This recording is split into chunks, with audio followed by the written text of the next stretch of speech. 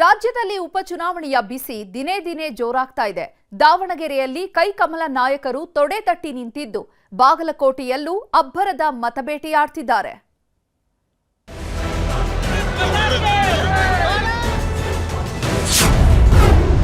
ದಕ್ಷಿಣದಲ್ಲಿ ಶುರುವಾಗಿದೆ ಕಮಲ ದಂಡಯಾತ್ರೆ. ಕೈ ಭದ್ರಕೋಟೆಯಲ್ಲಿ ಸಮರ್ಥ ಮತಬೇಟೆ. ಎರಡು ಚುನಾವಣಾ ಕ್ಷೇತ್ರ, ಆದರೆ ನಡೀತಿರೋದು ಮಾತ್ರ ನೂರಾರು ಲೆಕ್ಕಾಚಾರ. ಉಪಚುನಾವಣೆಗೆ ದಿನಗಣನೆ ಶುರುವಾಗ್ತಿದ್ದಂತೆ ಕೈಕಮಲ ನಾಯಕರ ರಣತಂತ್ರ ಜೋರಾಗಿದೆ.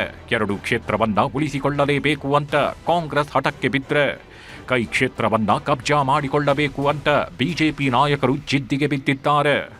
ಹೀಗಾಗಿ ಉಪಚುನಾವಣಾ ಕಣ ಕಾದ ಕಾವಲಿಯಂತಾಗಿದ್ದು ಅಬ್ಬರದ ಮತ ಪ್ರಚಾರ ಶುರು ಮಾಡಿದ್ದಾರೆ.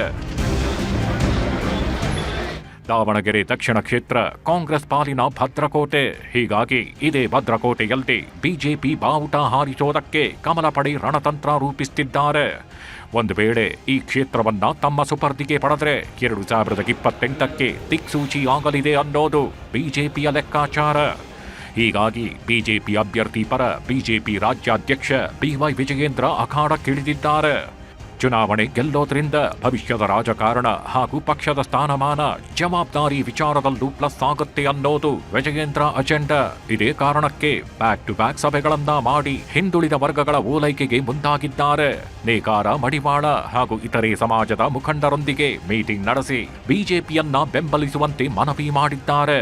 ರಾಜ್ಯದ ರಾಜಕಾರಣದ ದಿಕ್ಕನ್ನು ಬದಲಿಸುವಂತಹ ಒಂದು ಶಕ್ತಿ ಈ 2 ಕ್ಷೇತ್ರದ ಉಪಚುನಾವಣೆಗೆ ಇದೆ ಅನ್ನೋದನ್ನ ಸಾರ್ವಜನಿಕರು ಮಾತನಾಡ್ತಾ ಇದ್ದಾರೆ.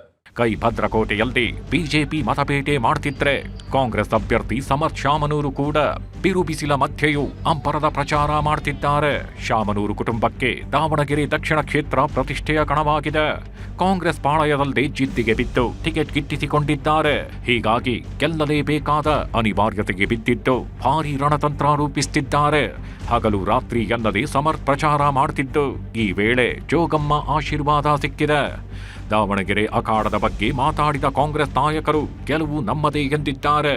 ನಮ್ಮ ಕಾಂಗ್ರೆಸ್ ಪಕ್ಷ ನಾವೆಲ್ಲರೂ ಕೂಡ ಇವತ್ತೊಂದು ದಿವಸ ಒಂದು ಸಂಘಟಿತವಾಗಿ ಈ ಚುನಾವಣೆಯನ್ನು ಎದುರಿಸ್ತಾ ಇದ್ದೀವಿ. ಅಲ್ಲಿ ದಾವಣಗೆರೆ ಮತ್ತು ಇಲ್ಲಿ ಬಾಗಲಕೋಟೆ ಈ 2 ಚುನಾವಣೆಯಲ್ಲಿ ಇವತ್ತೊಂದು ದಿವಸ ನಾವು ಬಹಳ ದೊಡ್ಡ ಅಂತರದಿಂದ ಚುನಾವಣೆಯನ್ನು ಗೆಲ್ತೀವಿ. ಬಾಗಲಕೋಟೆಯಲ್ಲಿ ಬಿಜೆಪಿ ನಾಯಕರ ಅಬ್ಬರ. ಬಾಗಲಕೋಟೆಯಲ್ಲೂ ಉಪಚುನಾವಣೆ ಅಖಾಡದ ಕಾವು ಜೋರಾಗಿದೆ. ಕಾಂಗ್ರೆಸ್ ಹಾಗೂ ಬಿಜೆಪಿ ನಾಯಕರು ಕ್ಷೇತ್ರದಲ್ಲಿ ಬೀಡು ಬಿಟ್ಟಿದ್ದು, ಬಿಜೆಪಿ ಅಭ್ಯರ್ಥಿ ಪರ ರಾಮುಲು ಜನಾರ್ದನ ರೆಡ್ಡಿ ಪ್ರಚಾರ ಮಾಡ್ತಿದ್ರೆ, ಕಾಂಗ್ರೆಸ್ ಅಭ್ಯರ್ಥಿ ಉಮೇಶ್ ಮೇಟಿ ಪರ ಸತೀಶ್ ಜಾರಕಿಹೊಳಿ ಪುತ್ರ ಕ್ಯಾಂಪೇನ್ ಮಾಡಿದ್ದಾರೆ. ಇಷ್ಟು ಒಂದು ಒಳ್ಳೆ ಮೆಜಾರಿಟಿ ಬಂದು ಕೂಡ ಇವತ್ತು ಅವರು ಅಭಿವೃದ್ಧಿ ಅನ್ನುವಂಥ ವಿಚಾರಗಳಲ್ಲಿ ಸಾರ್ವಜನಿಕರು ಸಂಪೂರ್ಣ ವಿಶ್ವಾಸನೆ ಸರ್ಕಾರದ ಮೇಲೆ ಕಳ್ಕೊಂಡಿದ್ದಾರೆ. ಪ್ರತಿಯೊಂದು ಗ್ರಾಮದಲ್ಲಿ ಕಾರ್ಯಕರ್ತರಾಗಿರ್ಬೋದು, ನಮ್ಮ ಮುಖಂಡರು ಬಹಳಷ್ಟು ಉತ್ಸಾಹದಿಂದ ಅವರ ಪ್ರಚಾರ ಮಾಡ್ತಾ ಇದ್ದಾರೆ. ಗೆಲ್ಲುವಂಥ ಎಲ್ಲ ವಿಶ್ವಾಸ ಅವರಲ್ಲಿ ಇದೆ. ಉಚ್ಚಾಟಿತ ನಾಯಕ ಯತ್ನಾಳ್ಗೆ ಫುಲ್ ಡಿಮ್ಯಾಂಡ್. ಬಿಜೆಪಿಯ ಉಚ್ಚಾಟಿತ ನಾಯಕ ಬಸನಗೌಡ ಪಾಟೀಲ್ ಯತ್ನಾಳ್ಗೆ ಭಾರೀ ಡಿಮ್ಯಾಂಡ್ ಶುರುವಾಗಿದೆ. ಬಿಜೆಪಿ ಅಭ್ಯರ್ಥಿಯ ಆಪ್ತರಾಗಿರೋದ್ರಿಂದ ಯತ್ನಾಳ್ ಪ್ರಚಾರಕ್ಕೆ ಬರ್ತಾರೆ ಅನ್ನೋ ಮಾತುಗಳು ಕೇಳಿ ಬರ್ತಿವೆ. ಈ ಬಗ್ಗೆ ಪ್ರತಿಕ್ರಿಯೆ ನೀಡಿದ ಶ್ರೀರಾಮುಲು, ಯತ್ನಾಳ್ ಈಗಲೂ ನಮ್ಮ ನಾಯಕ, ಪ್ರಚಾರಕ್ಕೆ ಬರೋದ್ರಿಂದ ಯಾವುದೇ ಸಮಸ್ಯೆ ಇಲ್ಲ ಎಂದಿದ್ದಾರೆ. ನಮ್ಮ ರಾಜ್ಯಾಧ್ಯಕ್ಷರ ಆ ರೀತಿಯಲ್ಲಿ ಯಾವುದೇ ರೀತಿಯಲ್ಲಿ ಕೂಡ ಇವರು ಬರಬಾರ್ದು, ಅವ್ರು ಬರಬಾರ್ದೇನಿಲ್ಲ. ಬಸವ ಪಾಟೀಲ್ ಯತ್ನಾಳ್ ಬರೋದ್ರಿಂದ ಪಾರ್ಟಿಗೆ ಲಾಭ ಆಗುತ್ತೆ ಅನ್ನೋ ವಿಶ್ವಾಸ ನಮ್ಮೆಲ್ಲರದು ಕೂಡ ಇದೆ, ನಮ್ದು ಕೂಡ. ಒಟ್ನಲ್ಲಿ 2 ಪಕ್ಷದವರು ಅಬ್ಬರದ ಪ್ರಚಾರದಲ್ಲಿ ಬ್ಯುಸಿಯಾಗಿದ್ದು ಸೋಲು ಗೆಲುವಿನ ರಣತಂತ್ರ ಹೂಡ್ತಿದ್ದಾರೆ. ದಾವಣಗೆರೆಯಿಂದ ಸಂಜಯ್ ಜೊತೆ ಮಂಜುನಾಥ್, ನ್ಯೂಸ್ 18 ಬಾಗಲಕೋಟೆ.